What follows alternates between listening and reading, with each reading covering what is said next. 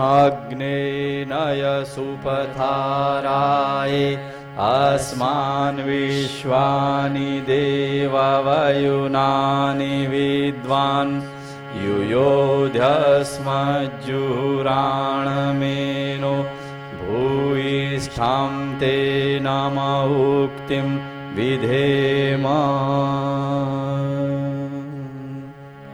श्रद्धेय डॉक्टर साहब द्वारा दीप प्रज्वलन का कार्यक्रम हो रहा है। माताजी एवं गुरुदेव के चरणों में पुष्पांजलि करने के पश्चात दीप प्रज्वलन का कार्यक्रम संपन्न हुआ। सभी से ओम नमोस्त्वनन्ताय सहस्रमूर्तये सहस्रपादाक्षिशिरोरुबाहवे सहस्रनाम्ने पुरुषाय शाश्वते सहस्रकोटि युगधारिणे नमः सहस्रकोटि युगधारिणे नमः। कृपया विराज जाइए।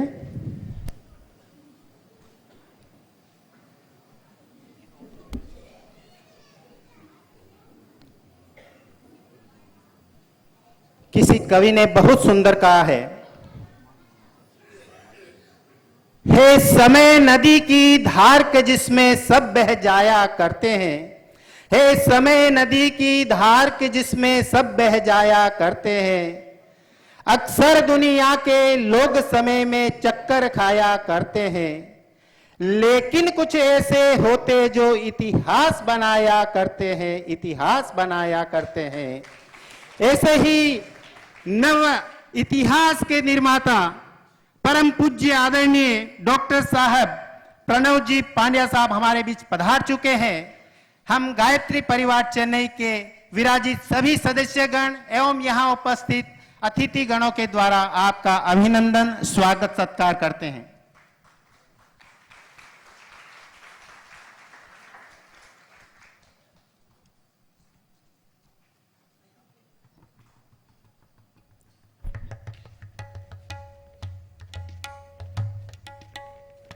संस्कृत की बहुत सुंदर सूक्ति है, सेले सेले ने माणिक्यम मोक्तिकम ने गजे गजे चंदनम ने वने वने साधुओं ना सर्वत्र है।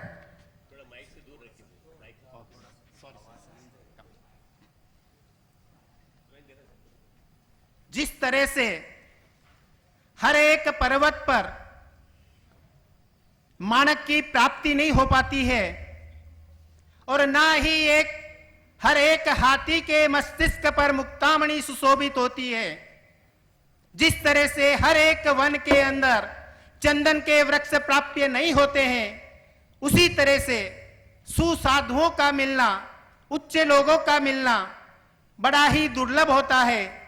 हम सौभाग्यशाली है, परम अहोभाग्य है गायत्री परिवार का, हमारे बीच में आज यहाँ डॉक्टर साहब प्रणव जी पांडे उपस्थित हैं। इन्हें पाकर के हमारा सभी का हृदय गदगद हुआ जा रहा है। हम आपको सुनने के लिए बहुत ही लालायित हैं। हम चाहते हैं आपके आप उद्बोधन प्रदान करेंगे। उससे पूर्व हमारे यहाँ अनेक संस्थाएं यहाँ पर संस्थाओं के प्रतिनिधि पधारे हैं। उन सभी संस्थाओं के प्रतिनिधियों को मैं यहाँ क्रमवार बुलाऊंगा, वो यहाँ पधार करके पूज्य गुरुदेव का अभिनंदन स्वागत माल्यार्पण एवं शाल्यार्पण के द्वारा करेंगे।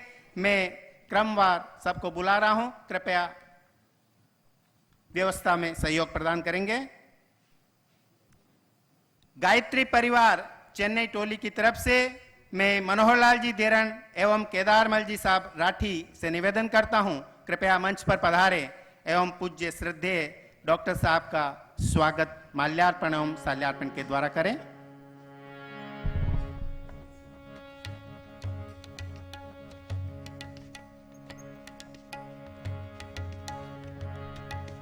इसी क्रम में आगे तैयार रहेंगे आदरणीय राधे श्याम जी बिसानी, स्वागत के लिए आगे क्रम में तैयार रहें।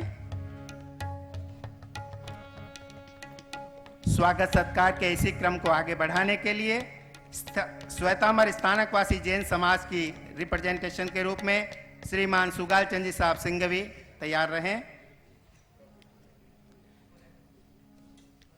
मंदिर मार्गी जैन समाज की तरफ से आदरणीय रमेश चंद जी साहब मूथा तैयार रहें।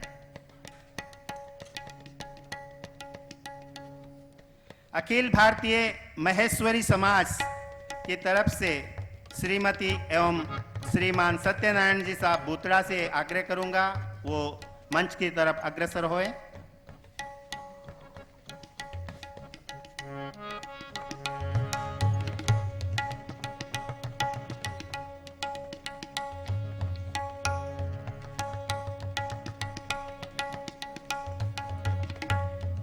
राजपुरोहित समाज की तरफ से राजपुरोहित समाज का प्रतिनिधि के रूप में श्रीमान करण सिंह जी एवं किशन सिंह जी मंच की तरफ अग्रसर हुए, पधारे।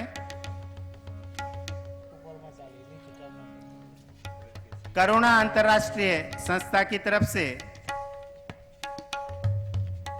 अंतर्राष्ट्रीय संस्था के महामंत्री सुरेश जी कांकरिया एवं मनोहरलाल जी धीरन से आग्रह करूंगा मंच पर पधार करके स्वागत करावें।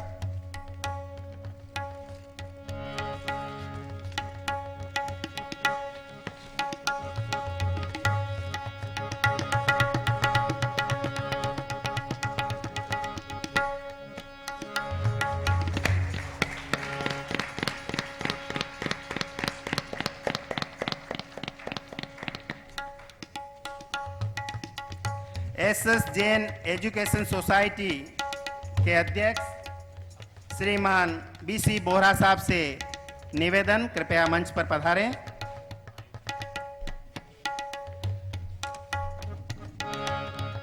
मंदिर मार्गी समाज के ख्याति प्राप्त समाज सेवी श्रीमान प्रमोद कुमार जी साहब चौरड़िया, कृपया मंच पर पधारें।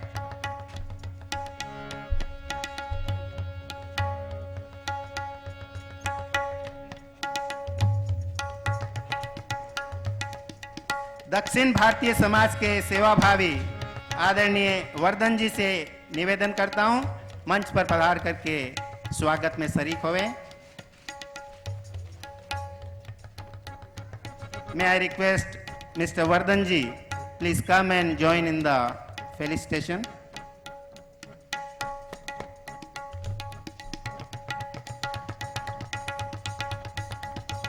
यंग जनरेशन में डॉक्टर साहब के अनन्य भक्त टी.एस. अजय कृपया मंच पर पधारें।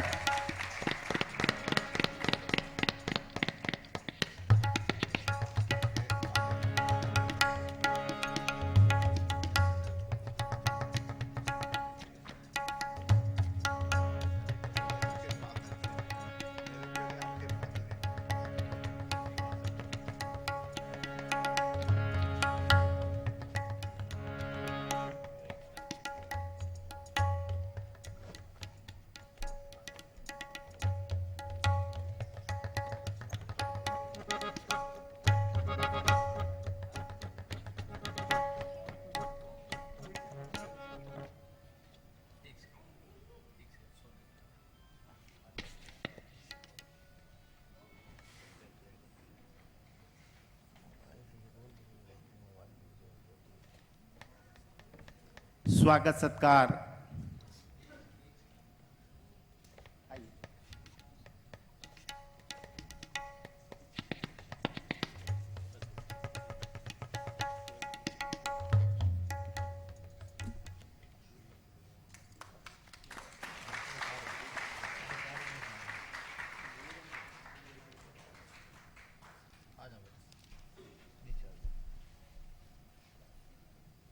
डॉक्टर साहब का संक्षिप्त परिचय देने के लिए मैं मंच पर आमंत्रित कर रहा हूं एस कस्तूरी अम्मा। मैं आई रिक्वेस्ट मैडम कस्तूरी अम्मा, please come and give introduction of doctor साहब। श्रद्धेय डॉक्टर साहब।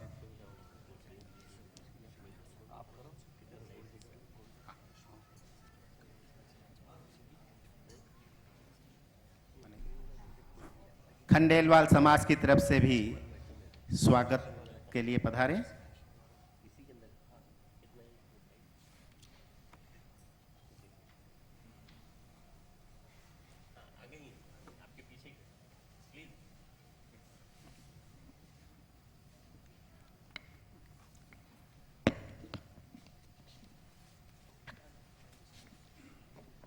our beloved Dr. Saab. Everybody known about our Dr. Saab because all are Gayatri Parivar.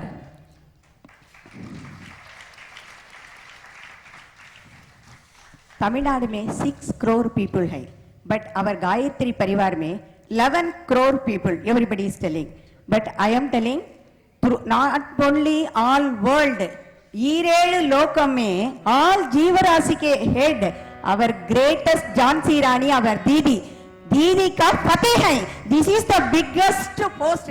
More than this, nothing is there. All this invitation, everybody known about him, but दीदी का पति means this is a very greatest post. So our Dr. Saab, welcome, स्वागत, வருக வருக என்று உங்கள் அனைவர் sir behalf of you welcome and வருக வருக என்று வரவேற்கிறோம். நன்றி, வணக்கம்.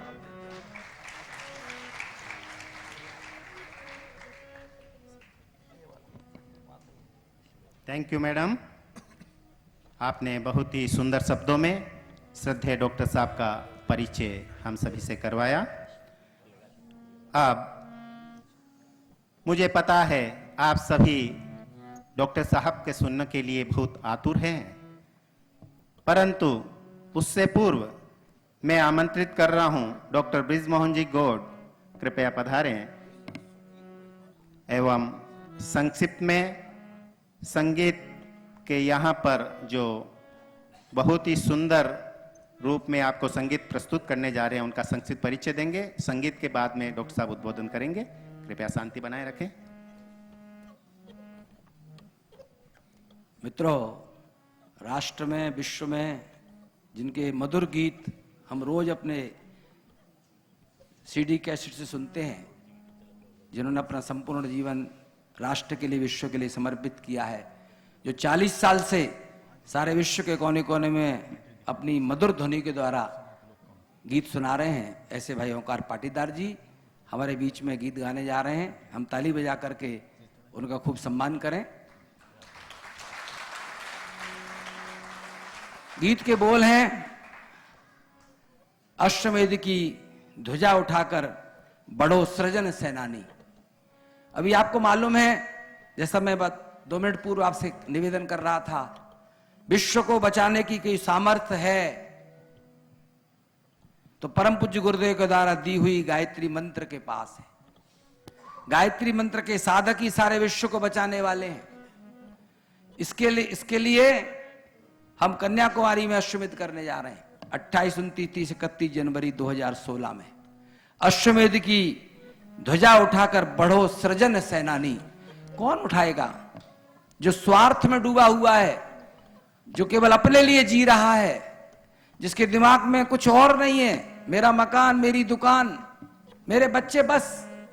ऐसे व्यक्ति भगवान के काम नहीं आते.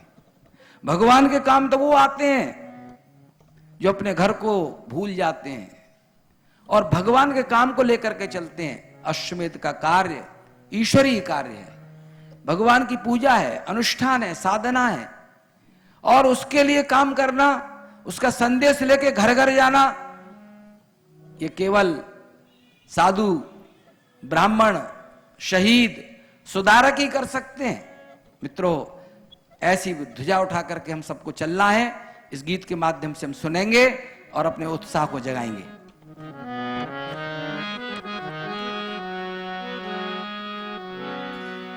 है अधीर मानवता देखो, उसको धैर्य बंधाना है. स्वार्थ भरी आपाधापी से जग को आज बचाना है. सुनो सुनो सुनो, दिग्विजय हेतु देव संस्कृति ने शंख बजाया है. सृजन सैनिकों आगे आओ, युद्ध निमंत्रण आया है.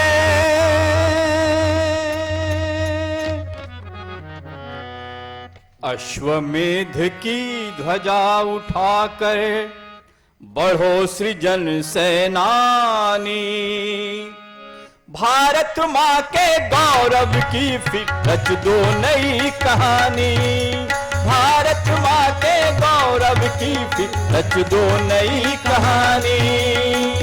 भूमि का कर्ज चुकाने चलो, नया सौभाग्य जगाने चलो, दिग्विजय का आया है पर्व, तो अब अवसर मत चूको, तो अब अवसर मत चूको।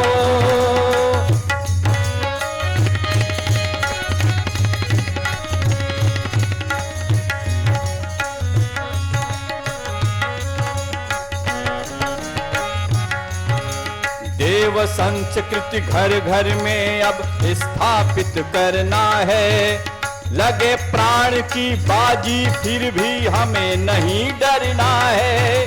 देव संस्कृति घर घर में अब स्थापित करना है, लगे प्राण की बाजी फिर भी हमें नहीं डरना है। हे भारत के वीर सपूतों अब तुम आगे आओ, हे भारत के वीर सपूतों अब तुम आगे आओ। संस्कृति की दिग्विजय है तो तुम जौहर फिर दिखलाओ, संस्कृति की दिग्विजय है तो तुम जौहर फिर दिखलाओ। संस्कृति के इस महासमर के बन जाओ बलिदानी, संस्कृति के इस महासमर के बन जाओ बलिदानी। भारत माँ के गौरव की फिर रच दो नई कहानी, भारत माँ के गौरव की फिर रच दो नई कहानी। भूमि का कर्ज चुकाने चलो, नया सौभाग्य जगाने चलो, दिग्विजय का आया है पर्व, उठो अब अवसर मत चूको, उठो अब अवसर मत चूको।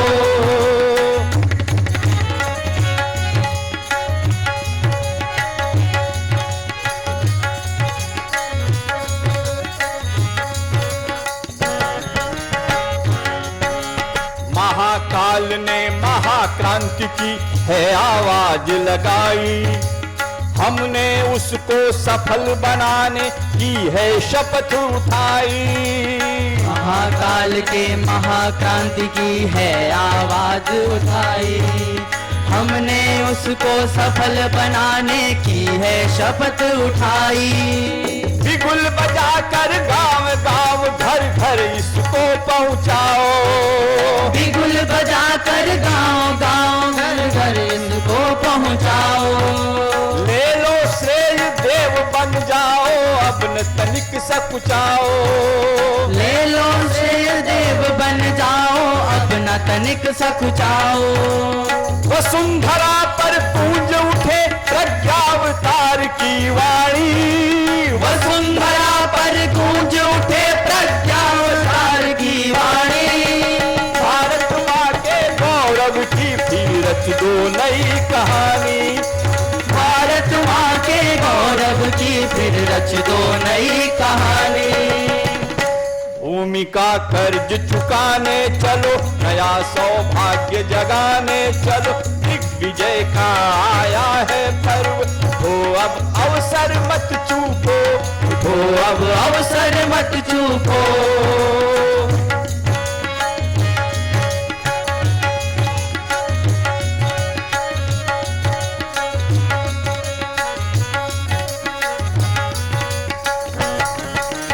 लाल मसाल हाथ में लेकर जागृति शंख बजाओ, भारत माँ का खोया गौरव फिर से वापस लाओ। लाल मशाल हाथ में लेकर जागृति शंख बजाओ, भारत माँ का खोया गौरव फिर से वापस लाओ। अत्याचार अनीति पाप का कर दो पूर्ण सफाया, अत्याचार अनीति पाप का कर दो पूर्ण सफाया। बढ़ो निडर कह दो दुनिया से देवदूत है आया, बढ़ो निडर कह दो दुनिया से देवदूत है आया।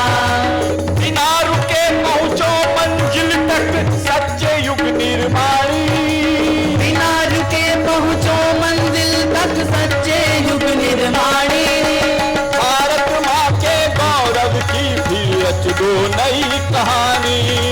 भारत माँ के गौरव की फिर रच दो नई कहानी। भूमि का कर्ज चुकाने चलो, नया सौभाग्य जगाने चलो, दिग्विजय का आया है पर्व, उठो अब अवसर मत चूको, उठो अब अवसर मत चूको।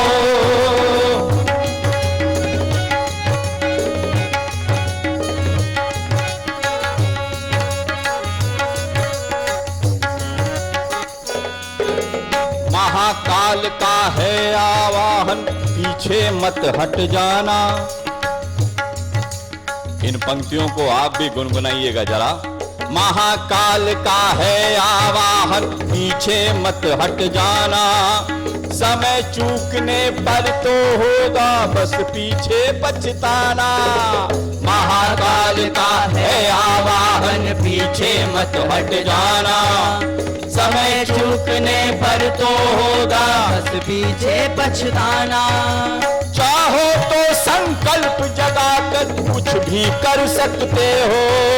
चाहो तो संकल्प जगाकर कुछ भी कर सकते हो। थोड़े श्रम से इस जीवन को धन्य बना सकते हो। थोड़े श्रम से इस जीवन को धन्य बना सकते हो। उठो पार्थ। भगवान कृष्ण ने कुरुक्षेत्र में योगेश्वर कृष्ण भगवान ने अर्जुन को ललकारा था, उठो उठो पार्थ, फिर याद करोगा गीता वाली वाणी। उठो पार्थ, फिर याद करो तुम गीता वाली वाणी। भारत माँ के गौरव की फिर रच दो नई कहानी। भारत माँ के गौरव की फिर रच दो नई कहानी। अश्वमेध की ध्वजा उठाकर बढ़ो सृजन सेनानी। भारत माँ के गौरव की फिर रच दो नई कहानी। भारत माँ के गौरव की फिर रच दो नई कहानी। भूमि का कर्ज चुकाने चलो, नया सौभाग्य जगाने चलो, दिग्विजय का आया है पर्व, तो अब अवसर मत चूको। उठो अब अवसर मत चूको। उठो अब अवसर मत चूको। उठो अब अवसर मत चूको। उठो अब अवसर मत चूको। भारत माता की जय।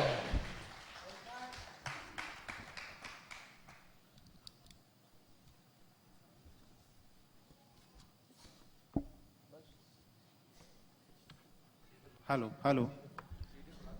ओंकार जी पाटीदार के एवं उनके साथियों के लिए जोरदार तालियों से इनका अभिनंदन हो जाए। आपने अपने संगीत के माध्यम से आपको आह्वान किया है। मैं भी 4 पंक्तियों के माध्यम से, एक कवि के बहुत सुंदर शब्द हैं कि दीप निष्ठा के जले, कि दीप निष्ठा के जले तो आंधियां बाधक न होती, घर आदमी में लग्न हो मजबूरियां बाधक न होती। अरे बढ़ चले पथ पर पथिक तो दूरियां बाधक न होती। अरे हारते हैं वो जिन्हें विश्वास स्वयं पर है नहीं, हारते हैं वो जिन्हें विश्वास स्वयं पर है नहीं। यहाँ उपस्थित सभी समुदाय के उपस्थित सभी लोगों से आदरणीय ने आपको आह्वान दिया है। अब आपके समक्ष पूज्य श्रद्धेय डॉक्टर प्रणव पांडे जी आपको अपनी मधुर वाणी से आपको यहाँ पर लाभान्वित करेंगे। मैं निवेदन करता हूँ श्रद्धेय पांडे साहब से आगे का आप अद्भुत उद्बोधन प्रदान करा।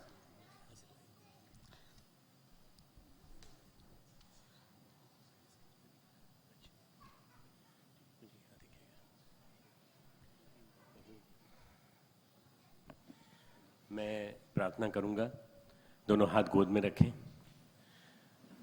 मेरे साथ अपना चिंतन, अपना भाव मिलाते हुए आइए गायत्री मंत्र एक साथ बोलें।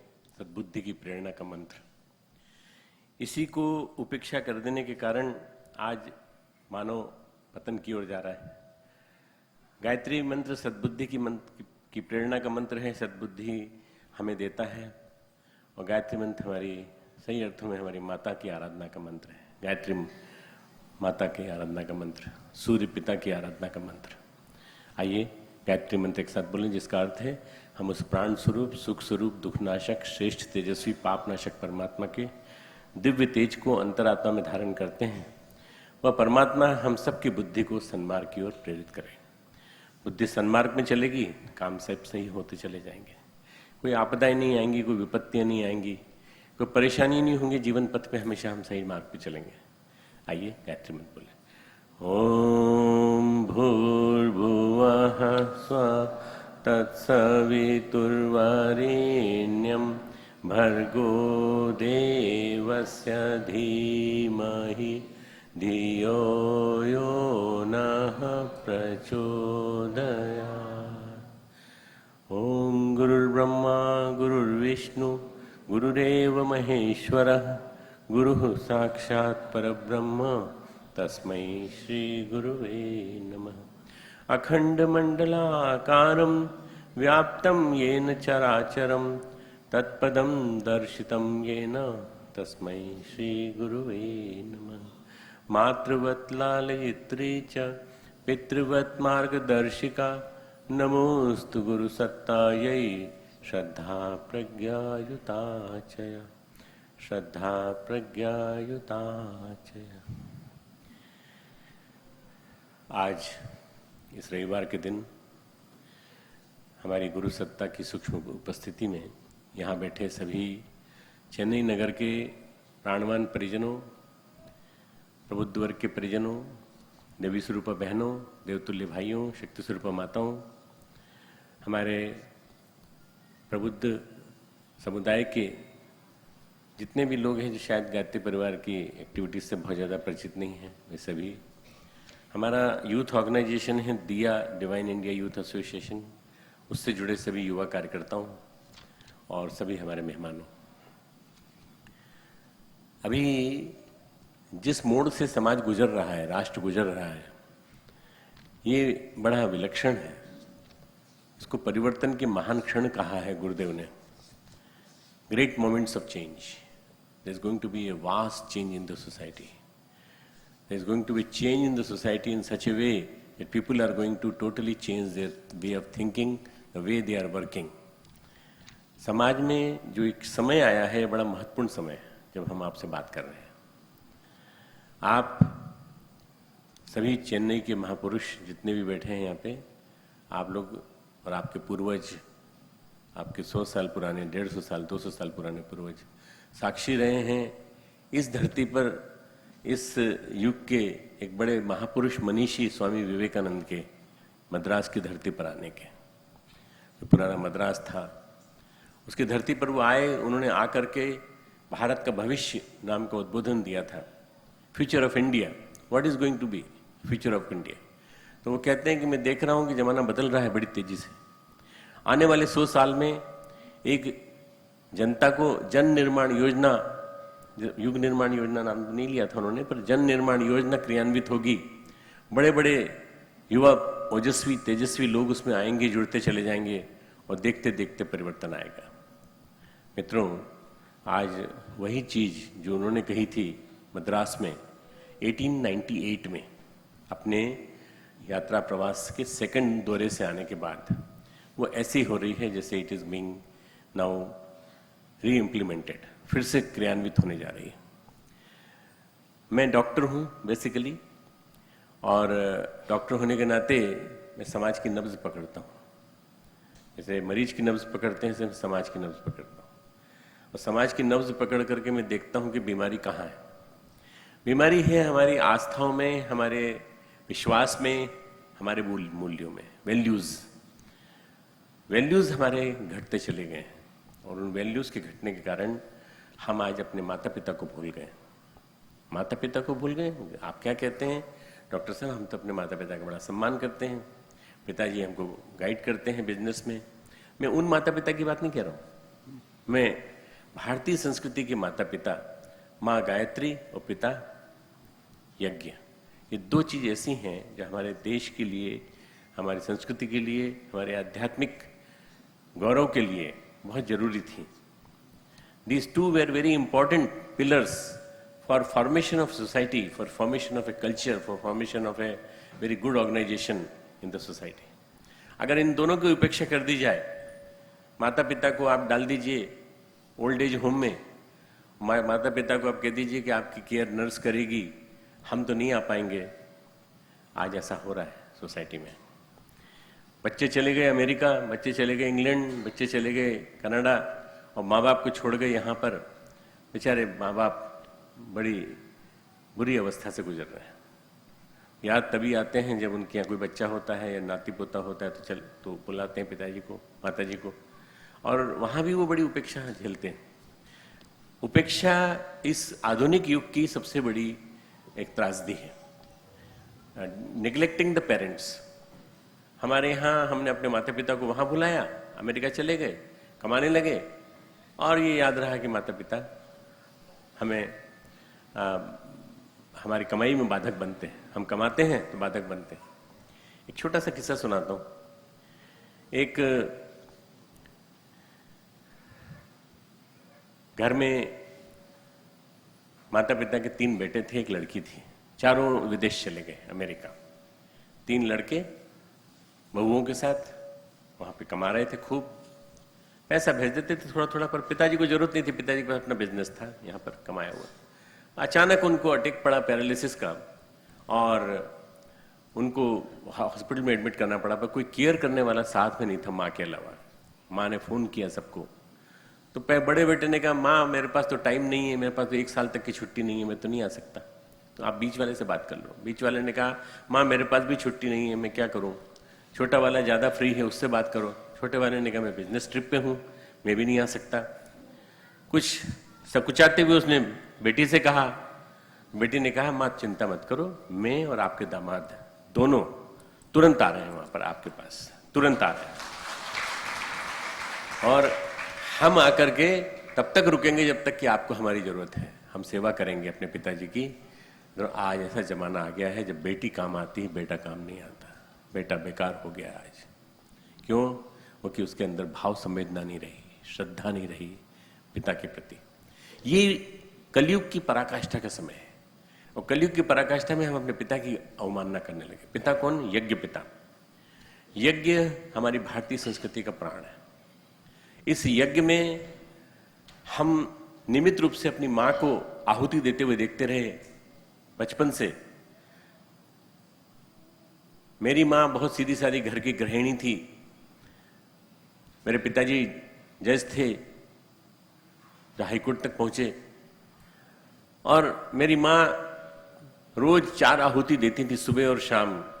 4 टुकड़े, थोड़े से चावल, थोड़े से रोटी, थोड़ी सब्जी निकाल करके अलग जला देना कोयले के ऊपर रख के, और कहती थी, बेटा ये यज्ञ है, ये यज्ञ करते रहना, निरंतर करते रहना। जब तक यज्ञ करोगे, देते रहोगे, तुमको मिलता रहेगा। जब देना बंद कर दोगे तो सब बंद हो जाएगा। इसका नाम उन्होंने बताया बलिवैश्व यज्ञ। बलिवैश्व यज्ञ। सारे तुम्हारे ऊपर जो ऋण चढ़े हुए हैं, जो कर्जा चढ़ा हुआ है, उसको उतारने के लिए एक ही तरीका है, ये समाज को देना चालू करो। जिस दिन समाज को देना बंद कर दोगे, उस दिन समाज तुमको देना बंद कर देगा।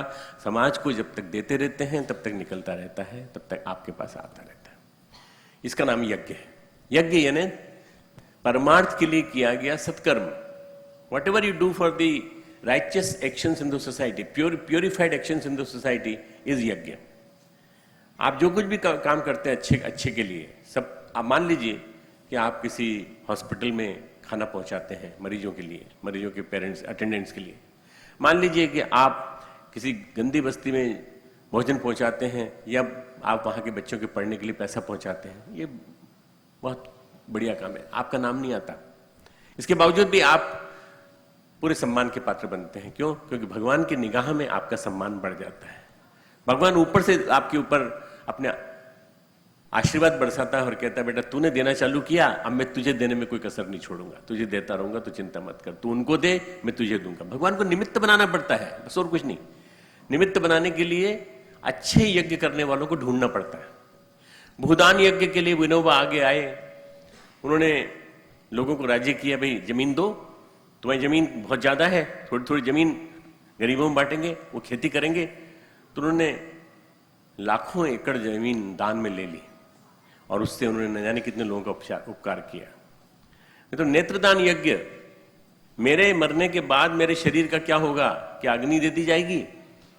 इसके बजाय यदि आपने नेत्रदान कर दिया तो आपकी आंखों से वो दुनिया में एक व्यक्ति की एक आंख और दूसरे व्यक्ति की दो आंख, दूसरी आंख, दोनों आंखों से दो व्यक्ति देख सकेंगे। अगर आपके मन में ये भाव है कि मेरे जाने के बाद भी मेरी आंखें काम करती रहें, तो नेत्रदान का आज से संकल्प ले लीजिए कि नेत्रदान मेरे जाने के बाद कीजिए और मेरे नेत्रदान यज्ञ को आप प्रचारित कीजिए। कोई दिक्कत नहीं है, आपकी कीर्ति बढ़ेगी।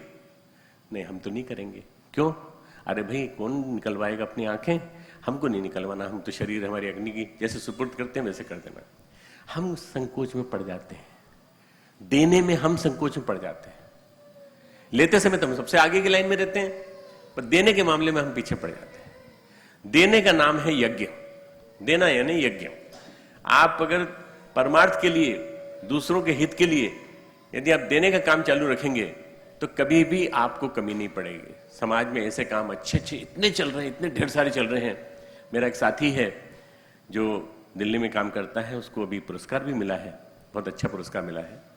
वो सबके कपड़े इकट्ठा करता है, घर घर से जाके कपड़े इकट्ठे करता है और पूरे देश से इकट्ठे करता है। गूंज नाम की सोसाइटी है, उसका वो चेयरमैन है और उसके माध्यम से वो न जाने कितने हजारों व्यक्तियों को ठंड के दिनों में कपड़े सप्लाई करता है। पहने हुए कपड़े होते हैं पर कोई दिक्कत नहीं है, उनके पास तो बेचारे के पास ठंड से बचने के लिए कपड़े भी नहीं है। अगर आपके मन में पीड़ा है दूसरों के लिए कुछ करने की, तो ये यज्ञ है जिसमें आप परमार्थ के लिए कुछ काम करने के लिए आगे आते हैं। ये भारतीय संस्कृति का सबसे बड़ा हिस्सा था, जिसमें रंतिदेव अपने शरीर का मांस निकाल के खिलाते हैं और खिला करके कहते हैं कि तू जितना चाहे उतना ले जा मेरे हाथ से, पर परमार्थ का काम रुकना नहीं चाहिए, मैं नहीं रुकूंगा। तो ये हमारी भारतीय संस्कृति है, देने की संस्कृति। अशोक, महाराजा अशोक को उनके बेटे ने बंद कर लिया, बंदी बना लिया और बंदी बनाने के बाद कहा कि तुम्हारे पास कुछ नहीं पहुंच पाएगा। किसी तरह से जेल में देखरेख करने वाले उनके लिए कुछ न कुछ लाते रहे। एक दिन उसके पास कुछ नहीं था, सूखा आंवला था एक, बस उसी को कुतर कुतर के वो खा रहा था, पानी पी रहा था। उसने एक व्यक्ति पहुंचा, उसने कहा महाराज आज तो आप देने की स्थिति में नहीं है, आज आपके पास कुछ भी नहीं है, आप देंगे क्या? बोले हाँ, मेरे पास ये सूखा आंवला है, ये ले जाओ, बस इसके बाद मेरे पास कुछ नहीं है। इसको कहते हैं सरोमेध, सब कुछ दान कर देना। जब आपके पास कुछ भी नहीं बचे तो आप जो आपके पास आखिरी आसरा बच रहा है वो भी याद दे दो, तो ये मतलब ये है कि सरोमेध। इतनी सारी बातें मैं इसलिए कह रहा हूं मित्रों कि आपको अश्वमेध समझ में आ सके, आपको यज्ञ समझ में आ सके। यज्ञ क्या है? यज्ञ का मतलब होता है देने की प्रक्रिया।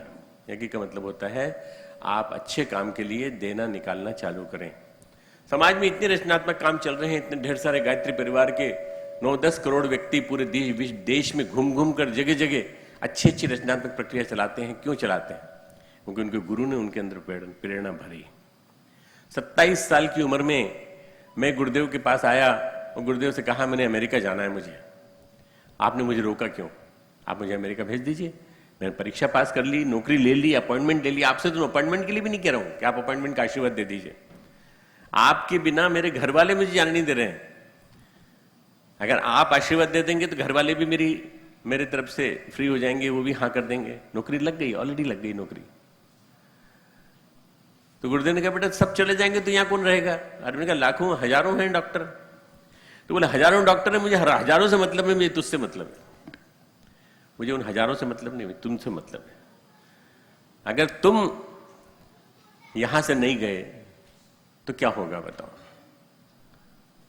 तुम यहां का तो कल्याण कर पाओगे? तुम सारी विश्व वसुधा का तो कल्याण कर पाओगे? नहीं कर पाओ, परंतु यहां का तो कल्याण कर पाओगे। मैं चाहता हूं तुम जैसे लोग रुके यहां पर और तुम न जाने कितनों को रोको, ताकि वो यहां रुक करके यहां के लोगों को ठीक कर सके। मित्रों, उनकी आंखों में आंसू देख करके उस दिन पहली बार मुझे ऐसा लगा कि मेरे गुरु सारी दुनिया की पीड़ा के लिए चिंतित हैं। उनके मन में he has lot of worries for the society and for that he is preventing me from going out. He says, no, you don't go. You remain here only. And he said, गुरुदेव ने कहा तुम आ जाओ, मेरे यहाँ आ जाओ, शांति कुंज आ जाओ, यहाँ काम करो। आप इतने सारे लोग बैठे हैं, आप 26-27 साल का कोई व्यक्ति हो, आप में से कोई, या आपका बेटा हो 26-27 साल का, और आपके पास आके कहे पिताजी मैं तो सब कुछ छोड़ करके संन्यास ले रहा हूँ, या सब कुछ छोड़ करके आश्रम जा रहा हूँ, सब कुछ छोड़ करके शांति कुंज की गतिविधि में भाग लेने के लिए हमेशा के लिए जा रहा हूँ, आप में से कितने लोग आज्ञा देंगे? बताइए, कितने लोग हाँ करेंगे? हाथ उठाइए। कोई एक आध आदमी हाथ उठाने के लिए तैयार है? कोई उठाने के लिए तैयार नहीं। सब कुछ, सारी दुनिया से लोग चले जाए, मेरे घर से नहीं जाना चाहिए। हम इतने स्वार्थी हो गए कि हमारे घर से नहीं जाना चाहिए। मेरे पिताजी गुरुदेव से इतने गहराई से जुड़े थे। मेरे पिताजी ने गुरुदेव के लिए शुरू से, जीवन के शुरू से काम किया। जब से मैं पैदा नहीं हुआ था तब से पहले से काम कर रहे थे, गुरुदेव से जुड़े हुए थे। जज बन गए थे, हाईकोर्ट में जाने की तैयारी चल रही थी, परंतु मेरे पिताजी ने मना कर दिया कि नहीं, इनको मैं नहीं जाने दूंगा इसको शांति कुंज। क्यों? क्योंकि मैंने इसको पढ़ा लिखा के डॉक्टर बनाया, इसको कमाने दो पैसा। उन्होंने गुरुदेव के सामने कह दिया। पर मैंने कहा नहीं, मैं जाऊंगा, शांति कुंज जाऊंगा। मैंने पिताजी से कहा, मैंने कहा ठीक है, आपकी देखरेख करने के लिए मेरा छोटा भाई, वो भी डॉक्टर था, वो देखरेख कर लेगा। दोनों छोटी बहनों ने कहा भैया आप तो जाओ, हम दोनों और हम दोनों के पति मिलकर के पूरा ध्यान रखेंगे, आप चिंता मत करो पापा की, आप जाओ। आप तो समाज के काम के लिए, इतने बड़े काम के लिए भगवान मांग रहे हैं आपको, साक्षात भगवान मांग रहे हैं, आप जाइए। मित्रों, मैं ये सोचता हूं कि मेरे जीवन का गोल्डन चांस, मेरे जीवन का सबसे बहुमूल्य मौका ये था जिस दिन मैंने हाँ कर दी अपने गुरुदेव को, ठीक है मैं तैयार हूं। ये है यज्ञ, ये है यज्ञ। और आज जब मैं देखता हूं, आज से 40 साल बाद उस घटना के, तो 40 साल बाद मैं देखता हूं कि 76-77 में जो निर्णय मैंने लिया था वो कितना सही था। मैं सोचता हूं कि वो सबसे सही निर्णय था। कि आज मेरे साथी, आपको आश्चर्य होगा, बड़ा प्रेरणादायी हमारे व्हाट्सएप पे मैसेजेस आते हैं, बड़े सुंदर ज्ञान बढ़ता है व्हाट्सएप के ऊपर। आप जानते हैं ना, व्हाट्सएप को खोलिए तो ज्ञान ही ज्ञान मिलेगा आपको। पर मेरे दोस्त, मेरे साथ पढ़ने वाले मेडिकल कॉलेज के लड़के जो आज बूढ़े हो गए, 65 साल के, 66 साल के, वो मेरे से गीता पढ़ते हैं। 50 मेरे दोस्त हैं जो मेरे से गीता पढ़ते हैं व्हाट्सएप पे। मैंने कहा तुम फालतू की बातें करना बंद करो, मैं तुमको गीता सिखाऊंगा। मैं उनको तीसरे चैप्टर तक ले आया हूं और एक भी आदमी हटा नहीं है, गीता पे बराबर टिका हुआ है पूरी तरह। ज्ञान का दान, ज्ञान का विस्तार, ये भी एक यज्ञ है। ज्ञान यज्ञ भी सबसे बड़ा यज्ञ है। आप ज्ञान का विस्तार कीजिए ना, ज्ञान फैलाइए। जब मैं आया तो गुरुदेव ने कहा मेरी अखंड ज्योति कौन लिखेगा? गुरुदेव ने पेन उठाया और पेन उठा के कहा Who will write my Akhand Jyoti in future? I am not going to survive for many years. 1982 82 में उन्होंने कहा ये पेन मेरा है, कोई लेने को तैयार है? हम ना 10 बड़े भाई हमारे बीच में बैठे थे। उन 10 बड़े भाइयों के बीच में जब कोई नहीं उठा तो मैं उठा। मैं सबसे छोटा उम्र में मैं ही था। मैं उठा और मैंने उठ करके गुरुदेव का पेन लिया, शान से यहाँ लगाया और मैंने गुरुदेव से पूछा गुरुदेव क्या करना है आप मुझे बताइए, बस मैं, आप बताते जाइए, मैं लिखता चला जाऊंगा। मैं लिखना चालू किया। मित्रों, में इंग्लिश मीडियम में पढ़ा था, पर मैंने हिंदी में लिखना चालू किया और लिखते लिखते आज मैं अखंड ज्योति का संपादन कर रहा हूं और लाखों की संख्या में जाती है। ये क्या है? यह है ज्ञान। ज्ञान का विस्तार हो, ज्ञान समाज में घर घर फैले, जन जन के बीच में फैले। अगर ये पीड़ा आपके मन में पैदा हो जाए तो ज्ञान से बड़ा पवित्र इस धरती पे कुछ भी नहीं। नहीं ज्ञानेन सदृश पवित्र मिह विद्यते। ज्ञान से ज्यादा पवित्र धरती पे कुछ नहीं है। पर मिलेगा किसको ज्ञान? श्रद्धावान लभते ज्ञानम तत्परः संहितेन्द्रिय। श्रद्धावान को ज्ञान मिलेगा, बाकी बुद्धिमान को नहीं मिलेगा। बुद्धि के साथ मान शब्द जुड़ा हुआ है, श्रद्धा के साथ वान शब्द जुड़ा हुआ है। श्रद्धावान, श्रद्धा से युक्त। यज्ञ एक प्रकार से सही अर्थों में कहा जाए ऐसी प्रक्रिया है जिसको करना आप सबके लिए अनिवार्य है। आप सबके लिए अनिवार्य है। आप चाहे आहुति वाला यज्ञ करो, आप चाहे जल छोड़ दो थोड़ा सा, कि सारे के सारे अतृप्त लोगों के लिए, जिनके पास पानी नहीं पहुंच पाता, उनके लिए जल छोड़ रहा हूं मैं। जल के माध्यम से मैं भगवान के लिए सब कुछ छोड़ रहा हूं। भगवान तो कहते हैं मुझे कुछ नहीं चाहिए भाई, इतने सारे मिठाइयां मेरे लिए रख देते हो, इतनी सारी चीजें रखते हो। भगवान कहते हैं पत्रम पुष्पम फलम तोयम यो में भक्त्या प्रयच्छति। जो मेरे लिए पत्र, पुष्प, फल, जल और कुछ बेल फल जैसे ये भी कुछ चीज लाके छोड़ देता है, तो मैं आराम से तदहम भक्ति उपहत अश्न, भक्ति के माध्यम से मैं उनके अंदर घुस करके मैं उसको खा लेता हूं और प्रकट होकर, सगुण होकर प्रीतिपूर्वक खाता हूं, प्रेम से खाता हूं। भगवान को भावना चाहिए। भाव के भूखे हैं भगवान। और भगवान को भावना चाहिए, तो भाव देने का सबसे बढ़िया तरीका है यज्ञ। इसलिए यज्ञ का जो मौका आया है, ये आपके पास बहुत महत्वपूर्ण मौका आया है। आपके द्वार पर, चेन्नई के द्वार पर एक मौका आया था जब आपने आपके नजदीक यज्ञ किया था।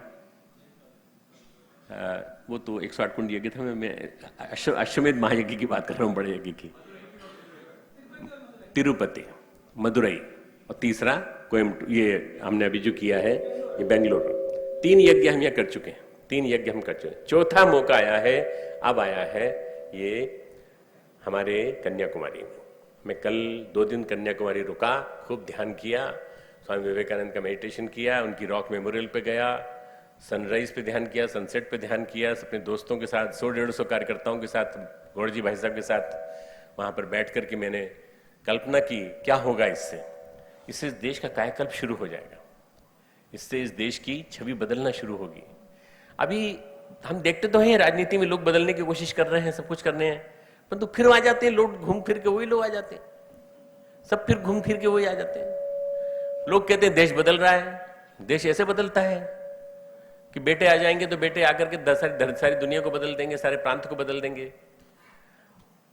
बाप चोर, बेटा उससे भी बड़ा चोर, वो आएगा तो और गड़बड़ करेगा। कैसे चलेगा काम अगर कीमती आदमी नहीं आएंगे? कीमती आदमी वो जो सोने का हो, जो सोने का आदमी हो, जो कभी जिसको लालच सताए नहीं। देखिए हम जहां बैठे हैं, राजा जी, राजगोपालाचारी जैसे व्यक्ति थे जिनको कि कोई लालच नहीं था और वो सबसे पहले बने थे, उनकी स्मृति बना ऑडिटोरियम है। ये ऐसे महापुरुषों की दुनिया है, धरती हमारी, जिसमें डॉक्टर राजेंद्र प्रसाद राजा जी ऐसे बड़े बड़े महापुरुष रहे यहाँ पर। क्या कारण है कि ये धरती सूनी हो गई महापुरुषों से? क्योंकि यज्ञ भाव समाप्त हो गया, देने का भाव समाप्त हो गया। यज्ञ का मतलब होता है यज्ञ किए बिना कुछ न खाना। इको हो रहा है क्या?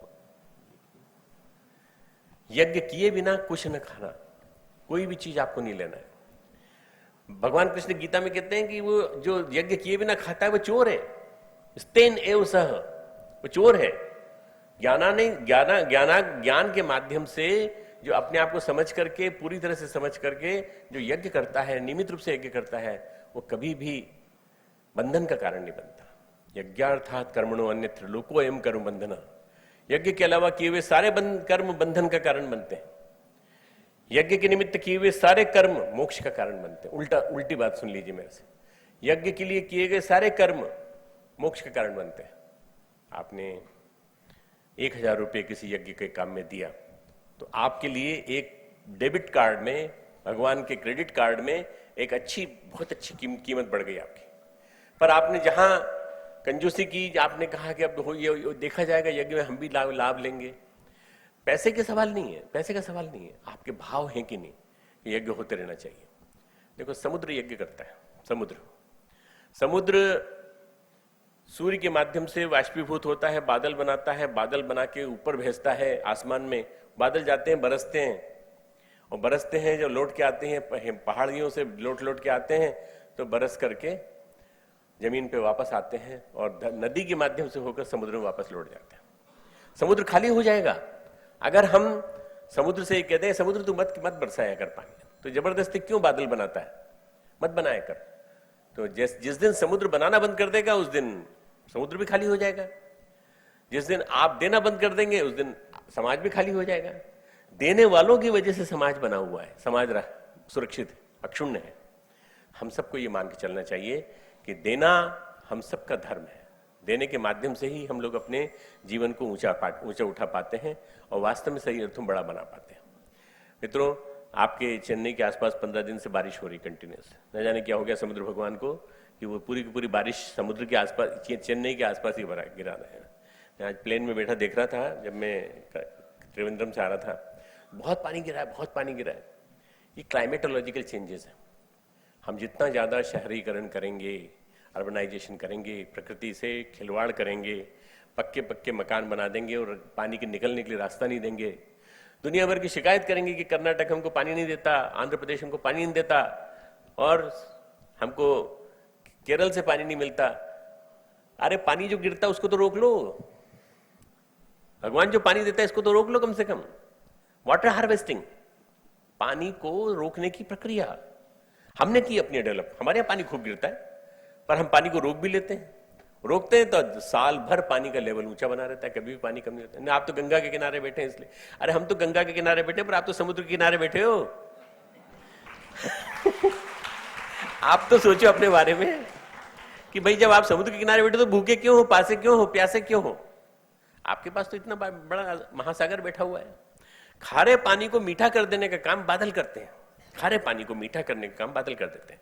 और मीठा पानी जब नीचे बरसता है तो मोस्ट फिल्टर्ड, रेक्टिफाइड, जिसको हमें हेमा मालिनी दिखाती हैं आरओ वाटर, उससे भी ज्यादा शुद्ध पानी अगर कहीं है तो वो ये आरओ वाटर से भी ज्यादा शुद्ध है ये वर्षा का जल। सुरक्षित करिए इसको, सुरक्षित करिए।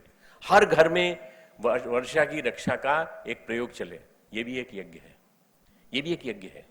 अगर आप वास्तव में सही अर्थों में ये पानी को बचाने लगे तो आपके पानी बचाने से पानी का लेवल ऊंचा उठेगा धरती का नीचे से, और पानी रुकेगा नहीं, फिर धरती पे पानी नहीं रुकेगा, और अनावश्यक वर्षा भी नहीं होगी, अनावश्यक आपदाएं नहीं आएंगी, अनावश्यक आफतें नहीं आएंगी, भूकंप नहीं आएंगे, सुनामी नहीं आएगी। सही कह रहा हूं आपसे। मैं जो कह रहा हूं इसके पीछे वैज्ञानिक तथ्य हैं, वैज्ञानिक कारण है। इसलिए यज्ञ करना समाज में सबसे महत्वपूर्ण माना गया है। कई लोग यज्ञ को यही समझते हैं 108 कुंडी कर रहे हैं कि 115 कर रहे हैं, 151। अरे कितने कुंडी कर रहे हैं कोई मतलब नहीं, हम कितने भी कुंडी करें आपको क्या मतलब? आप यज्ञ के लिए निमित्त खुद क्या करना चाहते हैं ये बताइए। यज्ञ कुंड ऐसा होता है, देखिए मैं जो बता रहा हूं शेप ऐसा होता है यज्ञ कुंड। मंदिर ऐसा होता है, आपके मंदिर ऐसे ही हैं सारे मंडप। जब मंडप जो होता है वो तो करता है ऊर्जा को नीचे concentrate, it concentrates the energy at the bottom 1/3 to 2/3 junction. वहां पे गायत्री, वहां मूर्ति होती है, चाहे गायत्री की हो, सावित्री की हो, पार्वती की हो, चाहे भगवान शिव का लिंग हो, वो एक तिहाई 2 तिहाई के जंक्शन पे होता है। वहां पर वो रक्षा करता है उसकी ऊर्जा की, ऊर्जा ये संग्रहित करता है। पर जब इसको उल्टा कर दोगे, आप ऐसा कर दोगे, ऊर्जा को फेंकेगा बाहर। और ऊर्जा कहां जाएगी? जो आप समिधा डालेंगे, जो आप हवन सामग्री डालेंगे, वो सब जल करके भस्मीभूत होकर सारे विश्व में फैल जाएगी, और न जाने कहां कहां मीलों दूर तक आपकी उस ऊर्जा को आप पहुंचा पाएंगे। तो this particular process of dissipating the energy, dissipating, not concentrating, dissipating the energy is known as yagya. दुनिया की सबसे बड़ी लेबोरेटरी, सबसे बड़ी बड़ी लेबोरेटरी नासा में भी है, और बहुत बड़ी बड़ी सर्न करके लेबोरेटरी बनी, कई बनी, परंतु हमने एक छोटी सी लेबोरेटरी बनाई है यज्ञोपैथी की, यज्ञ चिकित्सा की। यज्ञ के माध्यम से चिकित्सा की जा सकती है। यज्ञ में बिठा करके 10 हाइपरटेंशन के पेशेंट बिठा करके आप उनको जड़ी बूटी की हम देते हैं हवन सामग्री, और हवन सामग्री से यज्ञ कराइए। आप 10 दिन तक यज्ञ कराइए, 10 दिन के बाद उनका ब्लड प्रेशर चेक करिए, उसके बाद सप्ताह में 1 बार कराइए। आप रोज ब्लड प्रेशर चेक करिए, ब्लड प्रेशर नॉर्मल आ जाएगा हवन सामग्री के माध्यम से। यज्ञ में सब कुछ देने की सामर्थ्य है। यज्ञ जो है वो न्यूक्लियस है। इदम यज्ञम विश्वस्य भुवनस्य नाभि, ये यज्ञ जो है विश्व भुवन की नाभि है, न्यूक्लियस है, केंद्र है। और केंद्र होने के कारण ये पोषण करता है, फेंकता है, उठा उठा के फेंकता है ऊपर की तरफ। हमने इसका महत्व नहीं समझा, पर हमारे ऋषि मुनियों ने महत्व समझा। राम ने समझा, लक्ष्मण ने समझा, उस यज्ञ की रक्षा के लिए सुबाहु और ताड़का और इन सबको मारा, और यज्ञ की रक्षा के लिए खड़े हो गए। मित्रों, हम सबको भी यज्ञ की रक्षा के लिए खड़ा होना पड़ेगा, और हम सबको यज्ञ की परंपरा को फिर से पुनर्जीवित करना पड़ेगा। भले छोटा सा यज्ञ कुंड घर में रख लीजिए, और एक कुंडी यज्ञ घर के सब परिवार के लोग 5 लोग मिलकर के मुश्किल से 10-15 मिनट, 15-20 मिनट की यज्ञ पद्धति है, उसमें करिए। वो नहीं कर सकते तो 5 दीपक जला लीजिए शाम को, पूरे घर परिवार के लोगों को बिठा करके गायत्री मंत्र 11 बार बोल करके, स्वाहा इदम गायत्री इदम न मम, इदम न मम। द मेन थिंग इज इदम न मम, इट इज नॉट माइन। भगवान आप सुन रहे हैं ना ऊपर, ये मेरा नहीं है, ये आपका है। इदम गायत्री इदम न मम, हे गायत्री माता ये आपका है, हे महाशक्ति, हे आद्य शक्ति ये आपका है, ये आपका हिस्सा मैं आपको दे रहा हूं। ये देवी देवता कभी भोजन करते हैं, आपको आइडिया है? कहां से भोजन करते होंगे? उनके पास तो भोजन करने के लिए कुछ भी नहीं देते। नहीं, हम देते ना, पड़ा चढ़ाते हैं, चढ़ावा लड्डू का प्रसाद देते हैं, वो मिठाई वो खा जाता है, पुजारी खा जाता है, वो उसको उस प्रसाद को प्रसाद मत बोलना कभी, वो नहीं। यज्ञम उ देवानाम अन्नः, देवताओं का अन्न है यज्ञ। देवता आहुति जो लेते हैं, यज्ञम तपसम भोक्ता, बोलते हैं यज्ञ और तप के भोक्ता मैं हूं। भगवान श्री कृष्ण गीता में कहते हैं यज्ञ और तप जितने भी होते हैं इनका भोग करने वाला मैं हूं, मैं इसी से भोग करता हूं, इसी से तृप्त होता हूं। तो ये जो यज्ञ है इससे हम भगवान को तृप्त करते हैं, भगवत शक्तियों को तृप्त करते हैं, देवी देवताओं को तृप्त करते हैं, और देवी देवता प्रसन्न होकर हमें वरदान देते हैं। क्या हमारे मन में नहीं आता कि हम भी देवी देवताओं को तृप्त करें? आप चाहे कितनी ब्राह्मण बिठा लो, आप चाहे कितने ही लोगों के माध्यम से जप करवा लो, आप चाहे कुछ भी कर लो, जब तक आप खुद नहीं जुड़ोगे यज्ञ में, आप खुद यज्ञ की प्रक्रिया से नहीं जुड़ोगे, तब तक कुछ नहीं होने वाला। आपका खुद का हिस्सा चाहिए उसमें, आपका खुद का हिस्सा चाहिए, आपके परिवार का हिस्सा चाहिए। चाहे बलिवैश्वी के रूप में करो, भोजनालय में, घर में, अपने चौके में, या फिर आप अपना खुद का यज्ञ कर्म बनाओ, या फिर सप्ताह में और वर्ष में एक आध बार होने वाले विशिष्ट यज्ञों में भागीदारी करिए। उसके लिए तपस्या करिए। क्या तपस्या करें? उसके निमित्त, उसकी सफलता के निमित्त जप करिए, जप यज्ञ, प्राण यज्ञ, प्राणायाम करिए, प्राणायाम करके प्राण यज्ञ करिए, और ध्यान यज्ञ, ध्यान करके यज्ञ की सफलता के लिए प्रार्थना कीजिए। योग यज्ञ, योग करते हुए योग के माध्यम से यज्ञ की सफलता के लिए मंगल कामना करिए। ये सारे यज्ञ भगवान कृष्ण ने गीता में 3-4 अध्याय में बताया। मैं कहीं से नहीं बोल रहा, बाहर से। मेरी टेक्स्ट बुक कोई दूसरी नहीं है, मेरी टेक्स्ट बुक 2 ही है, मेरी परम पूज्य गुरुदेव और मेरी गीता। बस इन 2 से बोलता हूं मैं, और ये दो से ही सारी की सारी चीजें निकल के आ जाती हैं। मेरे गुरुदेव ने जो मुझे सिखाया कि बेटा मैंने यज्ञ जो है वो लोगों को इसलिए दिया कि एक अच्छा कर्म करने के लिए उनको प्रेरणा मिले। परम पूज्य गुरुदेव ने यज्ञ घर घर पहुंचा दिया। यज्ञ सबसे महंगी चीज थी, आपको मालूम नहीं है? आज 50,000 से लेके 1 लाख रुपया उस जमाने में, जिसकी कीमत आज 1 करोड़ रुपया है। 50,000 से लेके 1 लाख रुपया लगता था एक यज्ञ कराने में। किसी को भी पंडित बुलाते थे, पंडित न जाने कितने प्रकार की सामग्री बुलवाता था। ये भगवान को दक्षिणा में चढ़ाना है, ये प्रसाद में चढ़ाना है, ये चढ़ाना है, तरह तरह की चीजें पंडितों ने अपने लिए बना ली थी। और ब्राह्मण जो हो गया था वो आलसी हो गया था, वो विलासी हो गया था, ऐश्वर्य भोगी हो गया था। परम पूज्य गुरुदेव ने कहा हर आदमी कराएगा यज्ञ, हमें नहीं चाहिए कोई, हमें कोई ब्राह्मण नहीं चाहिए। जो गायत्री जपेगा वो ब्राह्मण बन जाएगा। गायत्री जप करने वाला हर व्यक्ति ब्राह्मण है, ऐसा कह के जाति को तोड़ने वाला पहला व्यक्ति था। तो मैं अपने गुरुदेव को मानता हूं मित्रों, जिन्होंने जातियों को तोड़ दिया और कहा कि सब ब्राह्मण। हमारे उत्तर प्रदेश की राजधानी लखनऊ है, उस लखनऊ में एक IAS ऑफिसर है, बहुत मानते हैं गुरुदेव को, घर घर जाके और ऑफिस में जाके अखंड ज्योति बांटते हैं। बड़ा मतलब ऐसे ऐसे लोगों ने अखंड ज्योति को जिंदा रखा है। उन्होंने गायत्री परिवार के कार्यकर्ता को दुपट्टा ओढ़ते थे और झूला लेके चलते थे, बुलवाया, कहा भाई बहुत काम करते हैं, हमको अखंड ज्योति सारी पूरी 300-400 अखंड ज्योति वही लाके देते हैं। वो कहाँ है, उनको बुलाओ। उनको बुलाया और उनसे कहा हमारी बेटी दामाद आए हुए हैं अमेरिका से, इन्होंने वहीं कोर्ट मैरिज कर ली थी, आप यहाँ पे इनकी शादी करा सकते हो? करा देंगे, फिर से करा देंगे, उसमें क्या है। किस पद्धति से कराओगे? हमारे गुरुदेव पंडित श्री राम शर्मा आचार्य की पद्धति से। ठीक है, आप कराइए। अभी इनको IAS ऑफिसर को समझ में आ रहा था, लग रहा था भाई जो यज्ञ करता है, कराता है, दुनिया भर के कर्मकांड करता है, कराता है, जरूर ब्राह्मण होगा। उन्होंने यज्ञ किया, यज्ञ कराया, और यज्ञ की प्रक्रिया को देख करके सारे IAS ऑफिसर जितने प्रेजेंट थे सब के सब गदगद हो गए। They were all very happy and elated. They said कि we have never seen in our life such a programme, जिसमें कि इसने बढ़िया ढंग से साइंटिफिकली एक्सप्लेन किया हो। पंडित जी आपने बहुत बढ़िया ढंग से, आप कहाँ के पंडित हैं? सरयू पारी कि आप कहाँ के हैं? कन्याकुब्ज हैं? कहाँ के हैं ब्राह्मण? कहाँ के ब्राह्मण? तो वो बोले, पंडित जी बोले मैं कहीं का नहीं हूं, मैं तो अपने गुरुदेव का पंडित हूं। आपको मेरी बात समझ में आई है, तो अच्छी लगी तो मुझे बहुत खुश हूं। नहीं आप बताइए ना, अपने बारे में बताइए ना। बोले मैं अपने बारे में बताऊंगा तो आप लोगों के सबके घड़ों पानी फिर जाएगा। बोले मैं चमार हूं जाति से, तो मुझे मेरे गुरु ने ब्राह्मण बना दिया। आज मैं जो धर्म का काम कर रहा हूं इसी वजह से कर पा रहा हूं।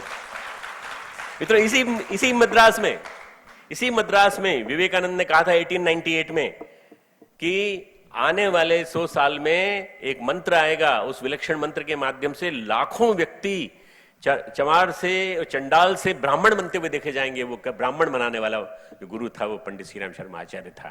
वो आया हम लोगों के बीच में, ऐसा बढ़िया मौका कभी नहीं आने वाला। ये हमें थोड़ा रियलाइज करना चाहिए। यज्ञ जैसी प्रक्रिया को संस्कारों से जोड़कर, संस्कार में तपाते हैं हम, गर्म करते हैं, अग्नि में तपाते हैं, सोने को तपाते हैं, तो सोने के बाद सोना निखर जाता है। लोहे को न तपाते हैं तो लोहा ठीक हो जाता है, पर कीमती चीज सोना है। पर जब तक वो जेवर बनाने वाला है, जब तक उसको तपाएगा नहीं, तब तक उससे जेवर नहीं बना पाएगा। वो जेवर बनाने के बाद वही सोना 50 गुनी कीमत का हो जाता है। तपाने से शक्ति बढ़ती है। यज्ञ तपाने की प्रक्रिया है। यज्ञ आपके अंतर जगत को तपाता है, आपके बहिरंग को तपाता है, आपके अंदर की ऊर्जा को निकालता है। ऊर्जस्विता, तेजस्विता, वर्चस्विता, ये सब आपके अंदर से पैदा करता है। तो यज्ञ इसलिए किया जाना चाहिए कि यज्ञ करना हम सबका कर्तव्य है। यज्ञ जो है वो समस्त कामनाओं की पूर्ति करता है, समस्त मनोकामनाओं की पूर्ति करता है। जो भी आपके पास मनोकामना है सबको पूर्ति करता है। इसलिए यज्ञ हमारे लिए जरूरी है। इसलिए ऐसा एक मौका आया है कि गायत्री मंत्र के माध्यम से सारे के सारे यज्ञों का राजा अश्वमेध यज्ञ आपके होने जा रहा है। You are going to be benefited by a very nice opportunity in which there will be no fee, nothing, rather than we will feed you. हम आपको भोजन कराएंगे वहां पे। आपको किसी प्रकार का लाइसेंस नहीं लेना, किसी फीस नहीं लेनी, केवल किराया पे करना है यहां से कन्याकुमारी तक। आप आकर तो देखिए, आकर के देखने के बाद आपको लगेगा कि समुद्र तट पर विवेकानंद रॉक के पास बैठकर और माता कन्याकुमारी जहां पार्वती ने साधना की थी, पार्वती ने तप किया था, उसके पास बैठ करके जो काम किया हमने, वो उससे बढ़िया पावन पुण्य कोई, तप वाला पुण्य कोई नहीं हो सकता। मित्रों, आप तपस्या एक बार जीवन में करनी हो तो उसके लिए ये कन्याकुमारी का महायज्ञ 28, 29, 30, 31 जनवरी 2016 में होने जा रहा है। मैं उसी के लिए आपके पास आया हूं, बुलाने आया हूं। चलो वहां चलो, पहले आओ तो संविधान दो, बाद में आओ तो यज्ञ करो। यह संविधान भी दो, यज्ञ भी करो। और संविधान का मतलब यह होता है कि अपने समय का एक हिस्सा भगवान के काम के लिए लगा देना। आप जितना समय भगवान को दोगे, भगवान उतना समय आपको बढ़ा देगा।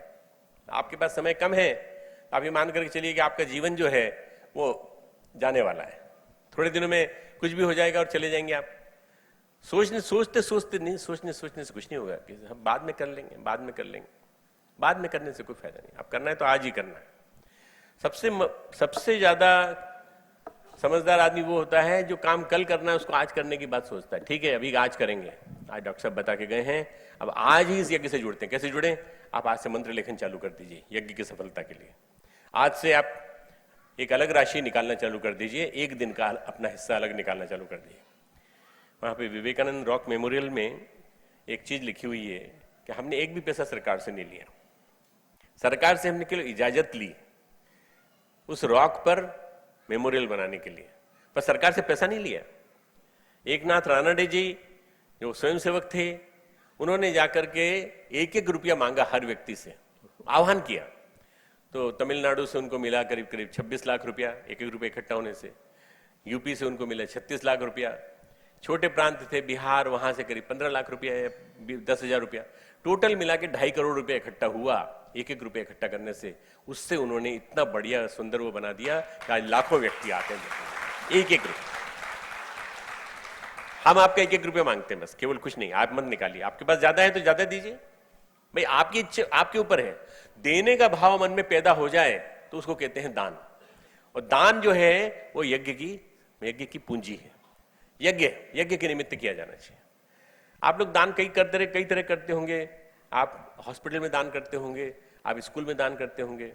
मेरे यहाँ बच्चे पढ़ते हैं, मैं यूनिवर्सिटी का चांसलर हूँ, और मेरे यहाँ करीब 3000 बच्चे पढ़ते हैं। उनमें से करीब 500 ऐसे बच्चे होते हैं जो फीस नहीं दे पाते। मैं प्रार्थना करता हूँ, रिक्वेस्ट करता हूँ, लेटर लिखता हूँ, विदेश में भेजता हूँ, ईमेल भेजता हूँ, और मैं ओपनली अपनी वेबसाइट पे लिख देता हूँ कि जिसके मन में इच्छा हो कि विद्या दान देना चाहता है तो एक बच्चे का खर्चा 30,000 रुपये पड़ता है मेरे को, वो दे दे मुझे। मित्रों, मेरे पास 500 लोगों के अंशदान एक 15 दिन के अंदर, 20 दिन के अंदर आ जाते हैं। देने वाले की कमी नहीं है, लेने वाला चाहिए, उसका उपयोग करने वाला चाहिए। आ जाता है मेरे पास, पैसा आ जाता है। इतना बड़ा काम, इतनी बड़ी चीज, इतनी बड़ी संस्था को लिए बैठे, ऐसे ही लिए बैठे। अरे हमारे पास भी अपने गुरु की तप की पूंजी है, हम कुछ न कुछ कर सकते हैं, करिश्मा हम भी दिखा सकते हैं। आप देखिए तो सही, ये यज्ञ जो होगा, इस यज्ञ के माध्यम से आपको पता चलेगा कि परम पूज्य गुरुदेव ने मिशन कैसे खड़ा किया। 1 रुपया रोज, 1 घंटे का समय, 1 घंटे का समय अंशदान और तब समयदान, इससे मिशन खड़ा हुआ है पूरा। हम लोगों ने वहां से खड़े होते देखा है उसको। छोटे छोटे से लोग थे हम लोग। जब हम गुरुदेव को देखते थे, गुरुदेव कहते थे मुझे तुम्हारा कुछ नहीं चाहिए, तुम दे नहीं सकते, कोई बात नहीं। मैंने खुद 12 साल की उम्र में मेरी स्कॉलरशिप आती थी 200 रुपए। उस जमाने के 200 रुपए आज के 20,000 रुपए के बराबर माने जाएंगे। और मुझे मिलती थी स्कॉलरशिप पूरे प्रांत में टॉप करने के कारण। तो वो पूरी 200 रुपए की राशि मैंने गुरुदेव को भेज दी।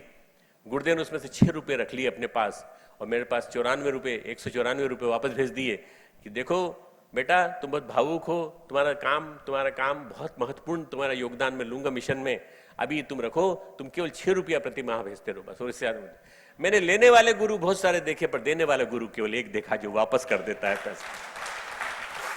जो पैसा वापस कर दे ऐसा गुरु कहां से आएगा आप बताइए?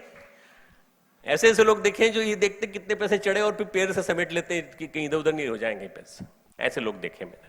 मैं तो महामंडलेश्वरों और बड़े बड़े जगत गुरुओं के बीच में बैठा हूं, मैंने देखा है कितनी बड़ी बड़ी अपील करते हैं पैसे की। विदेश में भी इतनी जगह मेरे साथ साथ रहे हैं वो लोग, भारत में भी जगह जगह घुमा हूं। मित्रों, मैंने अपने गुरु को बांटते देखा, देते देखा, जगह जगह जो उनके पास था जीवन भर उन्होंने बांटा ही बांटा। बांटते रहना यज्ञ है, और गायत्री के माध्यम से बांटना तो और भी बड़ी यज्ञ है। गायत्री यानी सद्बुद्धि, श्रेष्ठ, राइचियस नॉलेज, प्योर इंटेलिजेंस, सद्बुद्धि, श्रेष्ठ बुद्धि। गायत्री मंत्र के 3 भाग हैं। ओम भूर्भुवस्सु को छोड़ दीजिए, वो व्याहति है, तत्सवितुर्वरेण्यम भर्गो देवस्य धीमहि धियो न प्रचोदयात्। पहला वाला जो है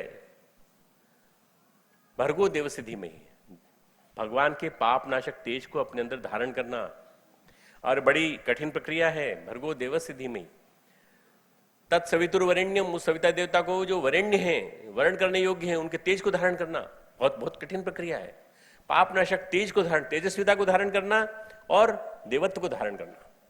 तेजस्विता और देवत्व को जिसने धारण कर लिया वो फिर श्रेष्ठ मार्ग पर, सतपथ पर साथ साथ सहगमन करने के लिए तैयार हो जाएगा। धियो यो न प्रचोदयात्।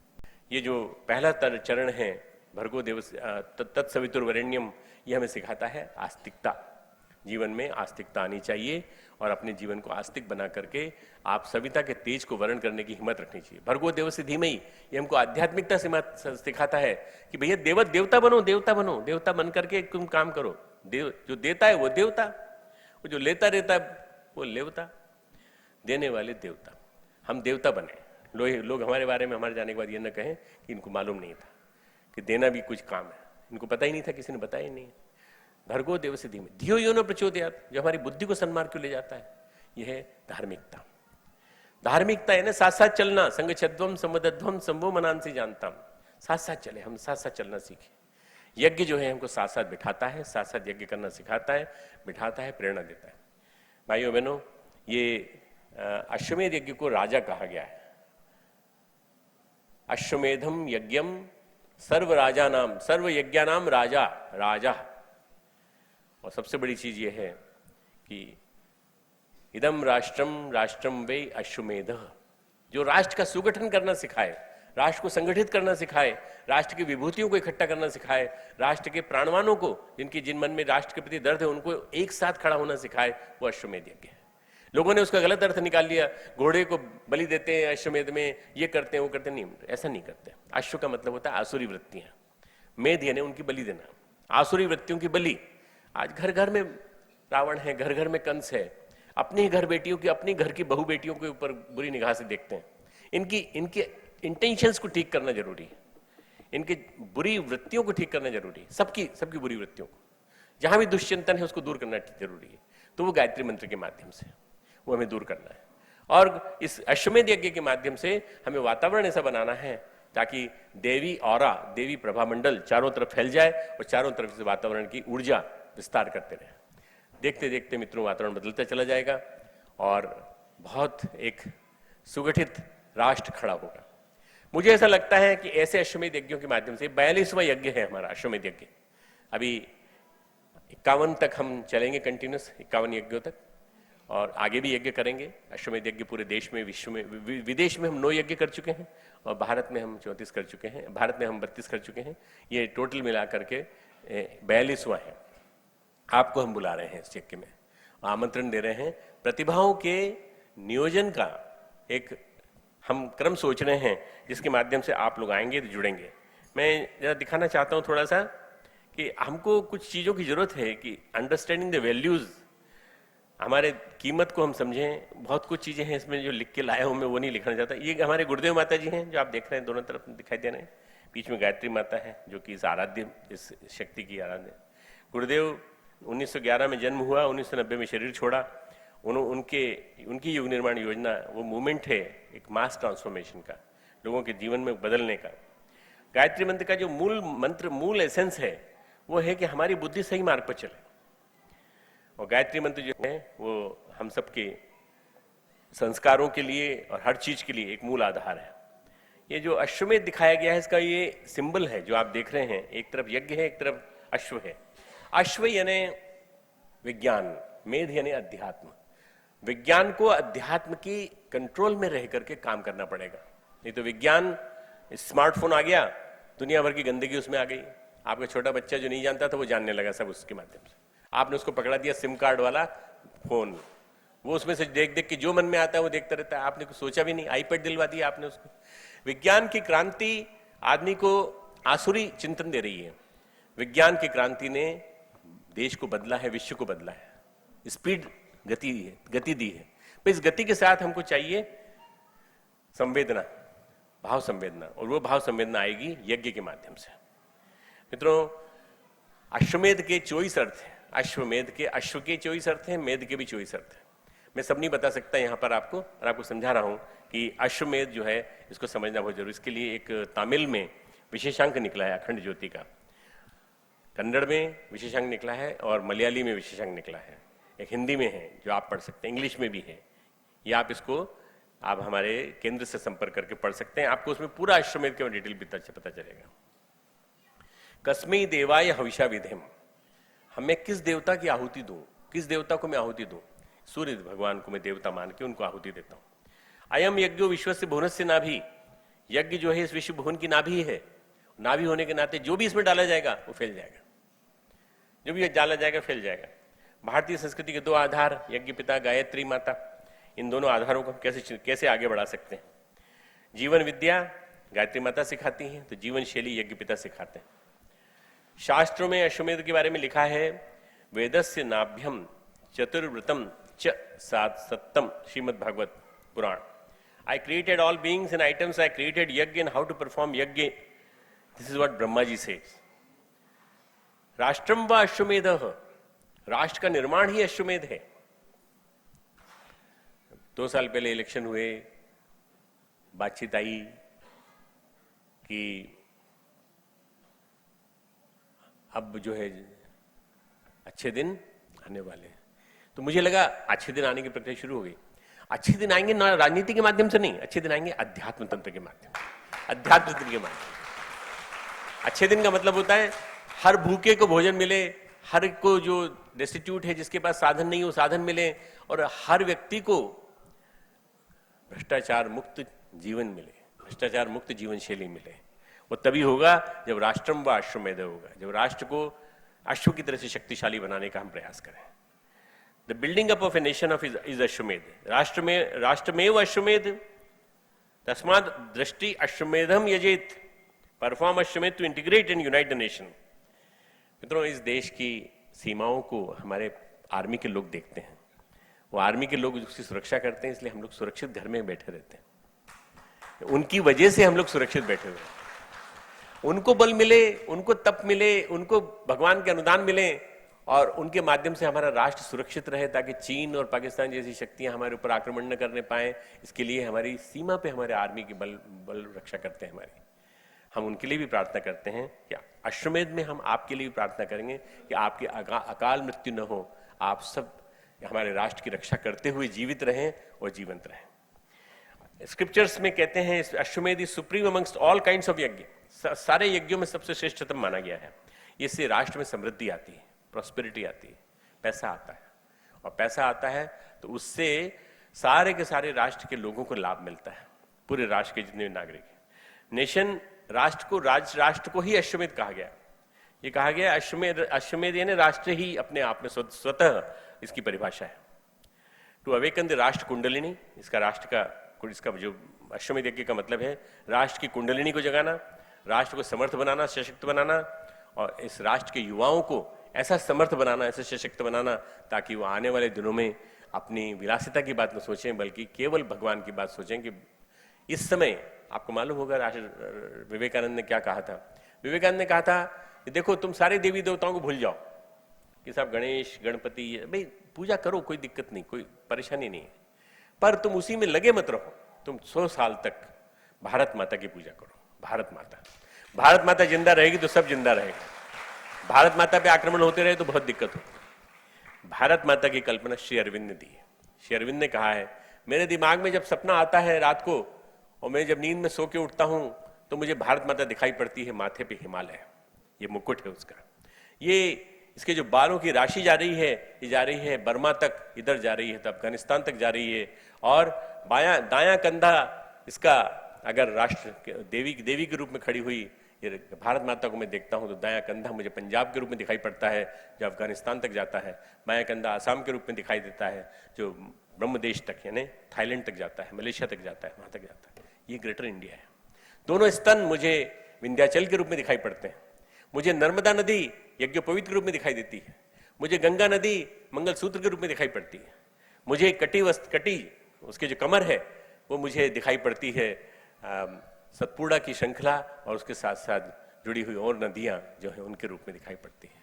मुझे दोनों पांव को समुद्र पखारता हुआ दिखाई पड़ता है। किसी भी देश में ऐसी विलक्षण संरचना नहीं है, इतना सुंदर नहीं है जितना भारत है, जिसके दोनों पांवों को समुद्र चारों तरफ से पखारता है, तीनों तरफ से पखारता है। ऐसा एकमात्र देश भारतवर्ष। ऐसे भारतवर्ष में रहने के बाद आपके मन में यह नहीं आता कि इस भारतवर्ष को मजबूत सशक्त बनाने के लिए हमको कुछ करना चाहिए। 2000 साल की गुलामी हम लोगों ने सह ली, अब हमको अश्वमेध के माध्यम से इसको फिर से बनाना। To educate people about true spirituality, to attract the spiritual energy of rising sun, to get rid of animal instincts and to get rid of subtle pollution from the environment. जितना भी सूक्ष्म पर्यावरण का प्रदूषण हो चुका है उसको ठीक करने के लिए हमें ये काम करना पड़ेगा। यज्ञ कुंडों के कई प्रकार होते हैं जो हम यूज करेंगे, आप देखेंगे यज्ञ कुंड वहां आएंगे तो देखेंगे, त्रिकोण कुंड, वृत्त कुंड, हर एक कुंड का अलग अलग लाभ मिलता है। देखिए आप ये देख रहे हैं, षडस्त्र कुंड, अष्टास्त्र कुंड, पद्म कुंड, समकोण कुंड, ये मेनली हम ये यूज करते हैं, यही वाला समकोण कुंड। और ये विभिन्न यज्ञों की झांकियां हैं। पहली बार गुरुदेव की कृपा से हम लोगों ने बहनों को मंच पे बिठाया, बहनों के माध्यम से यज्ञ कराया। बहनों को यहाँ कभी भी किसी भी देवी कार्य में आगे नहीं आने दिया जाता था। हमने मंच पे बिठाकर उनके माध्यम से यज्ञ कराया। सारे यज्ञ करने वाले भ्रष्ट हो गए पंडितों की भाषा में, पर हमने उनको पवित्र बना दिया मातृ शक्ति के माध्यम से। मित्रों, सबसे बड़ी शक्ति है ये आप देख रहे हैं दिव्याग्नि, ये विभिन्न प्रकार के यज्ञ जो है उनका दृश्य, महाकुंभ जैसा दृश्य, ये अश्वमेध यज्ञ मॉन्ट्रियल कनाडा, और ऊपर का यज्ञ जो है वो वहाँ का लॉस एंजल्स का है। देव संस्कृति दिग्विजय अभियान के अंतर्गत अभी तक जो हुए हैं यज्ञ, उसमें मदुरई तक का रिकॉर्ड इसमें है, 31 यज्ञ हैं। और टोरंटो कनाडा आप देखें, ये देखें, आपको आमंत्रण दे रहे हैं स्वामी विवेकानंद स्वयं, रॉक मेमोरियल, यज्ञ देवता और अश्वमेध देवता आपको बुला रहे हैं। आप आइए, हमारे यहाँ भागीदारी करिए। और ये जो उन्होंने जो फ्यूचर ऑफ इंडिया के बारे में जो भविष्यवाणी की थी, Ashvamedha is dedicated to Swami Vivekananda, a vision is taking shape. उन्होंने रॉक पे बैठ के ध्यान किया था, बायां तट दायां तट, और ये भारत में ऊंचा उठ रहा है। 100 साल बाद उनकी परिकल्पना साकार होने जा रही है। आप लोग मिलजुल करके इस यज्ञ में भागीदारी करके इसको आगे बढ़ाइए। कौन पार्टिसिपेट कर सकता है? Anybody. It is for all, benefit for all. Thank you very much, बहुत बहुत धन्यवाद।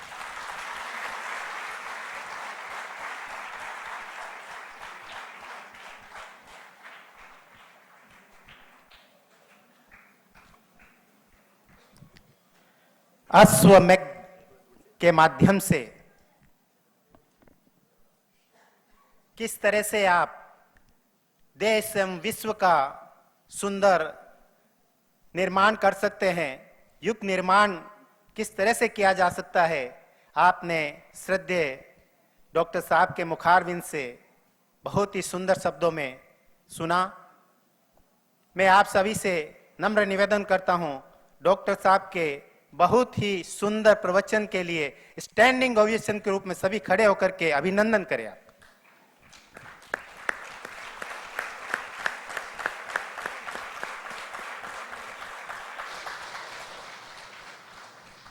आप श्री ने अपने प्रवचन के माध्यम से विद्यादान पर भी विशेष जोर दिया था।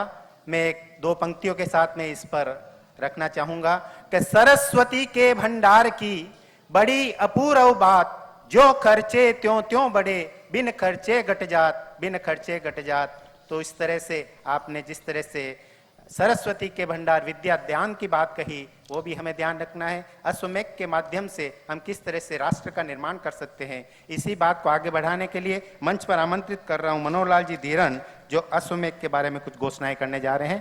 प्लीज आइए सर।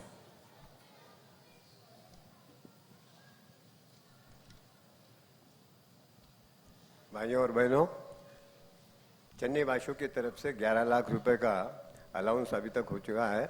उसमें एक भाई है जिसने 3.5 लाख रुपया दिया है, मगर वो अपना नाम बताने को मना किया है। इसके अलावा जो भाई साहब जो लोग चेन्नई के जो भी यहाँ से अगर वहाँ आहुति के लिए अगर देना चाहते हैं तो उनके लिए आपको स्वागत है। दूसरा, कोई यहाँ से जाना चाहता है कन्याकुमारी और वो अपना नाम वगैरह देना चाहता है, वहाँ के रहने की और यहाँ से जाने की व्यवस्था उनको करना पड़ेगा, रहने की व्यवस्था हम करेंगे। वैसे अपने हमारे इसके अंदर आप नाम दे सकते हैं और जो भी राशि देना चाहते हैं यहाँ पे हमारा जो केंद्र है वहाँ पे आप दे सकते हैं, वहाँ पे आ सकते हैं और जो भी राशि देना है दे सकते हैं। थैंक यू, धन्यवाद आपके लिए। बहुत बहुत धन्यवाद धीरन साहब। चेन्नई के चैप्टर की तरफ से 11 लाख का अनुदान गायत्री अश्वमेघ यज्ञ के लिए प्राप्त हुआ है। बहुत बहुत धन्यवाद। और भी कोई भाई जुड़ना चाहे, अपना अंशदान देना चाहे, अवश्य अवश्य आमंत्रित है, जैसा भी आपको अनुकूल लगे। अब जैसा कि हमारे यहाँ पर 17 तमिल के अंदर 17 तरह की किताबें यहाँ पर पब्लिश हुई है, जिनका विमोचन श्रद्धेय डॉक्टर साहब के कर कमलों से करवाया जाएगा। मैं इसके लिए मैं कौन कौन सी किताबें हैं आपको पढ़ करके सुना रहा हूं, तब तक किताबें लेकर के विमोचन के लिए तैयार रहें। Gayatri a unique solution for all problems, second self realization, third Hariye Himmat, fourth Gayatri Chalisa, fifth the demand of times,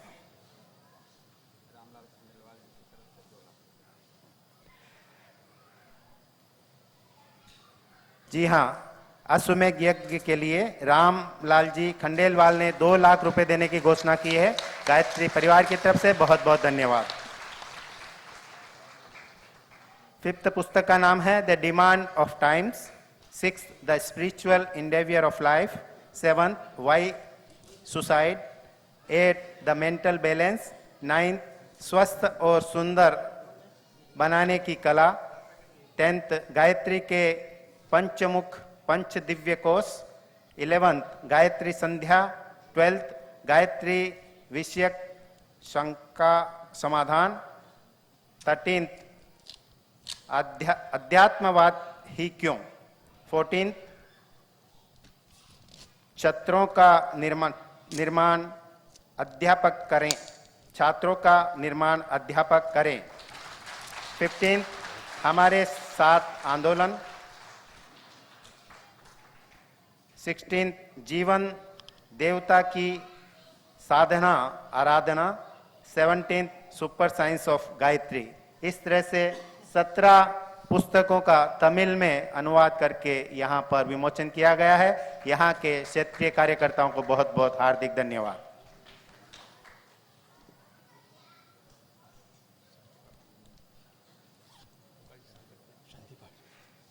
शांति पाठ के पूर्व मैं श्री मदन सिंह जी राजपुरोहित को आमंत्रित करता हूं, कृपया पधारें और धन्यवाद ज्ञापन करें।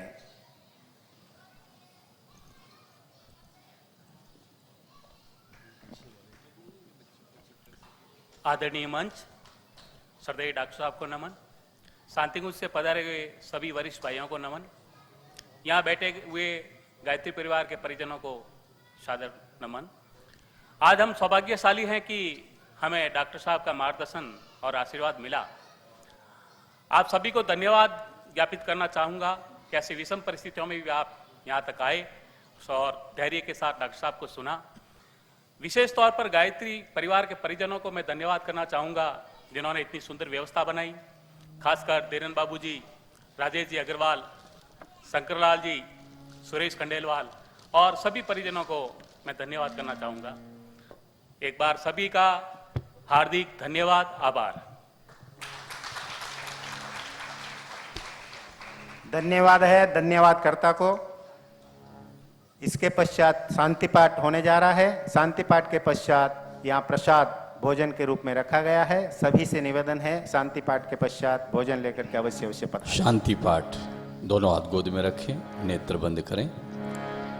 ओम द्यौः शान्तिरन्तरिक्षगं शान्तिः, पृथिवी शान्तिरापः शान्तिरोषधयः शान्तिः, वनस्पतयः शान्तिर्विश्वे देवाः शान्ति ब्रह्म शान्तिः, सर्वगं शान्तिः शान्तिरेव शान्तिः, सामा शान्तिरेधि। ॐ शान्तिः शान्तिः शान्तिः, सर्वारिष्टस्य शान्तिर्भवतु।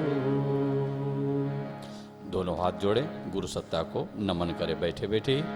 ओम नमोऽस्त्वनन्ताय सहस्रमूर्तये, सहस्रपादाय शिरोरुबाहवे, सहस्रनाम्ने पुरुषाय शाश्वते, सहस्रकोटि युगधारिणे नमः, सहस्रकोटि युगधारिणे नमः।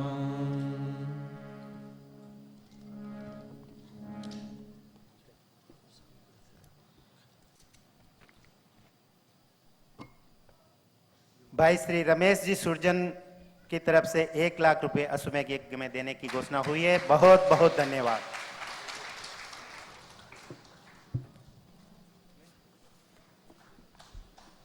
कृपया सभी प्रसाद लेकर के पधारें। ये गायत्री परिवार की तरफ से नम्र निवेदन। धन्यवाद।